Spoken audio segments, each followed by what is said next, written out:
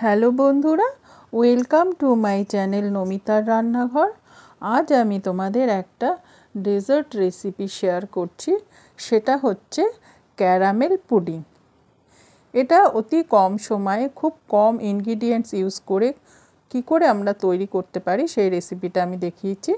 এটা বানানোর জন্য আমি নিয়েছি 1 লিটার দুধ, নিয়েছি 4টে ডিম, 1 কাপ চিনি আর ভ্যানিলা এসেন্স। প্রথমে আমি যে 1 লিটার দুধ, এটাকে খুব ভালো করে জাল দিয়ে একদম গাঢ় করে নেব। দুধটা আমি বসিয়ে দিয়েছি। এবার কিন্তু এটা কন্টিনিউয়াসলি নাড়তে হবে যাতে করে না এটা তলা দিয়ে ধরে যায়। দেখো, আমি একদম দুধটা জাল দিয়ে অর্ধেকেরও কম করে দিয়েছি। যত গাঢ় হবে তত টেস্টটা ভালো হবে। এবারে আমি এর সঙ্গে অ্যাড করছি চিনি।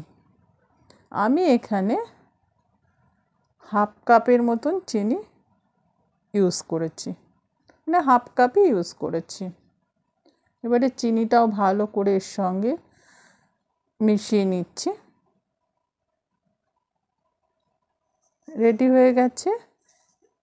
এইবারে আমি দুধ চিনির মিশ্রণটা একটা সসপ্যানের মধ্যে ঢেলে নিলাম, কেন কি সসপ্যান দিয়ে না ঢালতে খুব সুবিধে হবে।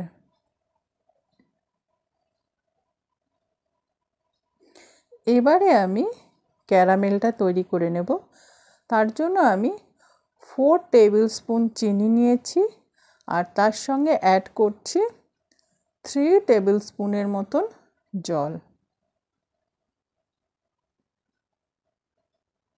এবারে এটা আমি ভালো করে নাড়তে থাকবো। আস্তে আস্তে দেখবো কালারটা চেঞ্জ হবে। দেখো, আস্তে আস্তে কালারটা চেঞ্জ হচ্ছে। আমি কিন্তু পুরো একদম মানে ক্যারামেলের যে কালারটা যতক্ষণ না হবে ততক্ষণ কিন্তু গ্যাসটা চালু রাখবো না, একটু আগেই গ্যাসটা বন্ধ করে দিয়েছি, দিয়ে কন্টিনিউয়াসলি আমি কিন্তু নাড়তে থেকেছি। দেখো, আমার ক্যারামেল রেডি হয়ে গেছে। এবার যে টিফিন বক্সের মধ্যে আমি পুডিংটা করব তার মধ্যে আমি ক্যারামেলটা ঢেলে একটা নিচে লেয়ার তৈরি করে নিচ্ছি। টিফিন বক্সের নিচে একটা ক্যারামেলের লেয়ার তৈরি করে নিচ্ছি।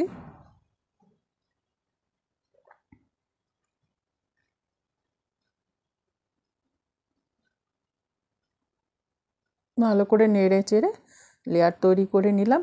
এইবারে আমি যে 4টে ডিম নিয়েছি, এই ডিমগুলো ফাটিয়ে নিচ্ছি একটা পাত্রে। আমি 4টে ডিম ইউজ করেছি, তোমরা 3টেও ইউজ করতে পারো, তবে ডিমটা একটু বেশি ইউজ করলে সেক্ষেত্রে কিন্তু এসেন্সটা একটু বেশি দিতে হবে, কেন কি তা না হলে ডিমের একটা স্মেল আসবে।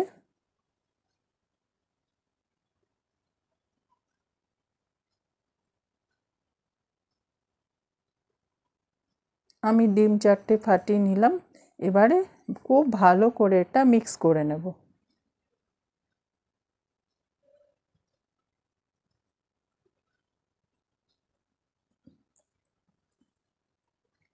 খুব ভালো করে মিক্স করে নিচ্ছি। এবার আমি এর মধ্যে অ্যাড করছি 1 টেবিল স্পুনের মতো ভ্যানিলা এসেন্স। একটু কম দিয়েছি, কিন্তু 1 টেবিল স্পুন আরামসে দেওয়া যাবে, কেন কি আমি 4টে ডিম ইউজ করেছি। এবারে আমি ডিমের যে মিশ্রণটা তৈরি করলাম, এটা আমি দুধের মধ্যে, যে গাঢ় দুধটা রেডি করেছি ওর মধ্যে ঢেলে ভালো করে মিশিয়ে নেব। দুধটা কিন্তু একদম ঠান্ডা করে নিয়েছি, গরম দুধে কিন্তু একদম দেওয়া যাবে না। এবারে আমি ভালো করে মিশিয়ে নিচ্ছি ডিম আর দুধটা।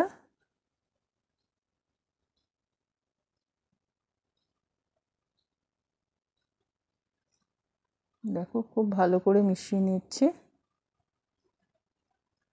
খুব ভালো করে না মেশালে না মিষ্টিটাও কিন্তু ইকুয়ালি ডিভাইড হবে না, কোনো জায়গায় হালকা মিষ্টি লাগবে, কোনো জায়গায় বেশি লাগবে। ওই জন্য খুব ভালো করে মিশিয়ে নিলাম। এইবারে যেই টিফিন বক্সের মধ্যে আমি ক্যারামেলের লেয়ারটা তৈরি করেছি তার মধ্যে আমি এই মিশ্রণটা ঢেলে টিফিন বক্সের ঢাকনাটা বন্ধ করে এইবারে আমি প্রেসার কুকারের মধ্যে 1 কাপ জল দিলাম, তার মধ্যে একটা স্ট্যান্ড বসিয়ে দিচ্ছি, তার উপরে টিফিন ডাব্বাটা বসিয়ে প্রেসার কুকারের ঢাকনাটা আমি বন্ধ করে দিচ্ছি।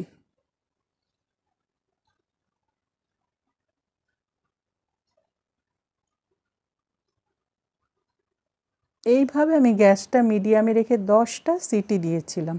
যখন পুরো স্টিম বেরিয়ে গেছে তখন আমি ঢাকনাটা খুলেছি। এবার আমি খুব সাবধানে টিফিন বক্সটা বার করে নেব। যেহেতু এখনও গরম আছে ঢাকনাটা খুলতে একটু আমার অসুবিধে হবে।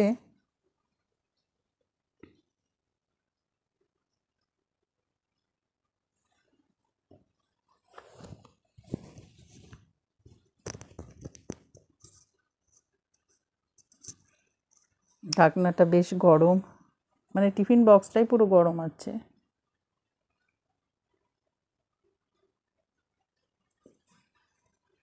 দেখো আমার কিন্তু পুডিং রেডি হয়ে গেছে। তোমরা যদি দেখো কোয়ান্টিটি কম বেশিরও তো ব্যাপার থাকে, তোমরা যদি দেখো যে 10টা সিটি দেওয়ার পরও নরম আছে তাহলে সেক্ষেত্রে তোমরা আরও কয়েকটা সিটি দিয়ে নেবে, পুরো স্টিম বার করে তারপরে খুলবে। দেখো সাইডটা প্রায় ছেড়েই এসেছে, আমি আরেকটু ছাড়িয়ে নিচ্ছি।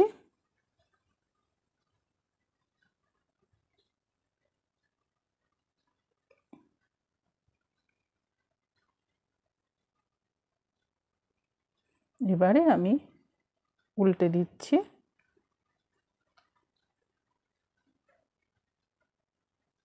দেখো কি সুন্দর ক্যারামেলাইজ পুডিং তৈরি হয়েছে। এটা কিন্তু দেখতেও খুব সুন্দর হয়েছে, খেতেও খুবই সুন্দর হয়েছিল, খুবই টেস্টি হয়েছিল। বন্ধুরা, আমার রেসিপিটা যদি তোমাদের ভালো লেগে থাকে তোমরা আমার চ্যানেলটা লাইক করো, সাবস্ক্রাইব করো আর শেয়ার করো, আর অবশ্যই আমার পাশে থেকো। তোমরা সবাই খুব ভালো থেকো।